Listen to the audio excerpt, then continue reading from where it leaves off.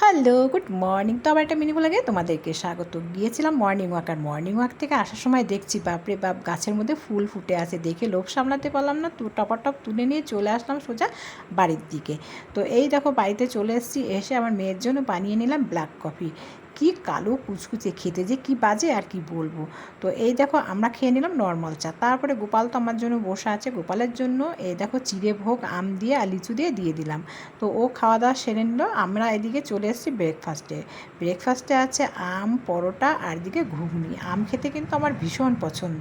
তারপরে সোজা চলে এলাম পুচকুকে নিয়ে একটু মাঠে এসে দেখছি কত লোকজন, ভালোই লাগছিলো। আর পুচকু তো মানে কি বলবো, নতুন একটা বন্ধু পেয়ে আমাকে ভুলেই গেছে। এই দেখো ওর দোস্ত, দেখেছো বন্ধু। তারপরে চলে আসলাম বাড়িতে, সন্ধ্যাবেলায় ওকে খাইয়ে দাইয়ে এনে খাটে বসিয়েছে, আর খাটের থেকে যত কাঁথা বালিশ সব নিচে ফেলে দিচ্ছে।